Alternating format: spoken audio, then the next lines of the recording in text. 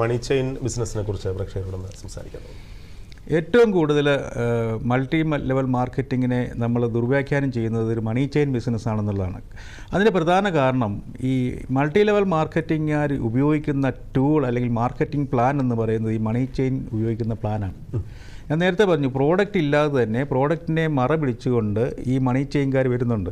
പ്രോഡക്റ്റിൻ്റെ നിലവാരമൊന്നും അവർക്ക് പ്രശ്നമില്ല. അവർക്ക് അതായത് മണി സർക്കുലേഷൻ ഇട്ട് അതിൽ നിന്നും വാഗ്ദാനങ്ങൾ നൽകി പൈസ പിരിച്ചെടുക്കുന്ന ഒരു സംവിധാനമാണ്.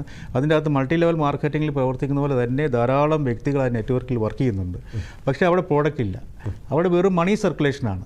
അത് നമ്മുടെ നാട്ടിലെ നിയമം അനുവദിക്കുന്നതല്ല.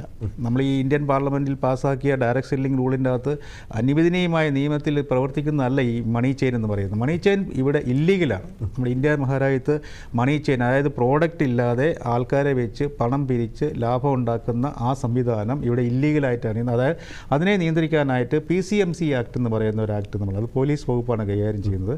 അപ്പോൾ ഏതെങ്കിലും ഒരു ഉപഭോക്താവിന് പ്രോഡക്റ്റ് അല്ലാതെ അല്ലെങ്കിൽ നിലവാരമില്ലാത്ത പ്രോഡക്റ്റ് അല്ലാതെ ഏതെങ്കിലും മൾട്ടി ലെവൽ മാർക്കറ്റിംഗ് ബിസിനസ്സിൻ്റെ വ്യാജേന അല്ലെങ്കിൽ അതിൻ്റെ രൂപത്തിലും ഭാവത്തിലും മണി ചെയിൻ ഓടുന്നുണ്ടെങ്കിൽ അതിനെ നമ്മൾ നിയമാനുസൃതം അല്ല എന്ന് മനസ്സിലാക്കേണ്ടതുണ്ട്. അതിൽ പ്രവർത്തിക്കുന്നവരും നിയമാനുസൃതം അല്ലാത്തൊരു ബിസിനസ്സിൽ പങ്കാളിയാകുന്നവരും അത് കുറ്റക്കാരാണ്. അതാണ് അതിൻ്റെ പ്രത്യേകത.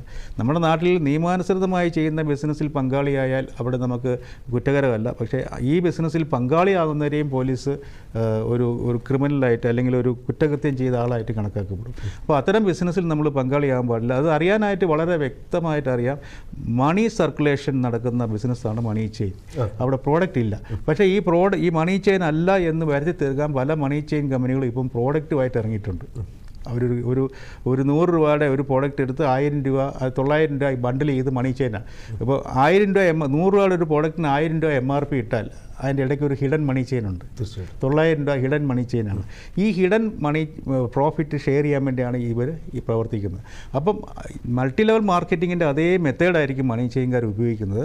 പക്ഷേ അതിലൂടെ ആ മൾട്ടി ലെവൽ മാർക്കറ്റിംഗ് ശൃംഖലയിലൂടെ ഒഴുകുന്നത് പ്രോഡക്റ്റ് അല്ല, മണിയാണ്. ഹിഡനായിട്ട് ഉപയോഗിക്കുന്നുണ്ട്. അത് ഹിഡനായിട്ടാണെങ്കിലും അല്ലാതെ ആണെങ്കിലും അത് നമ്മുടെ നാട്ടിൽ നിയമാനുസൃതമല്ല. അത് PCMC ആക്ട്, ഇപ്പോൾ പ്രത്യേകിച്ച് നമുക്ക് ബഡ്സ് ആക്ട് എന്ന് പറയുന്ന ഒരു പുതിയ നിയമം വന്നിട്ടുണ്ട്. എന്ന് പറഞ്ഞാൽ ഇപ്പോൾ മണി എന്ന് പറയുന്നത് ഒരാളുടെ നിന്ന് പണം സ്വീകരിക്കുക എന്ന് പറയുന്നത് അക്സെപ്റ്റൻസ് ഓഫ് ഡെപ്പോസിറ്റ് പോലെയാണ്.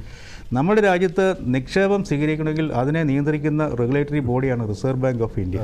അപ്പോൾ ആ റിസർവ് ബാങ്ക് ഓഫ് ഇന്ത്യയുടെ ലൈസൻസ് ഇല്ലാതെ ആർക്കും മണി സ്വീകരിക്കാൻ പറ്റില്ല.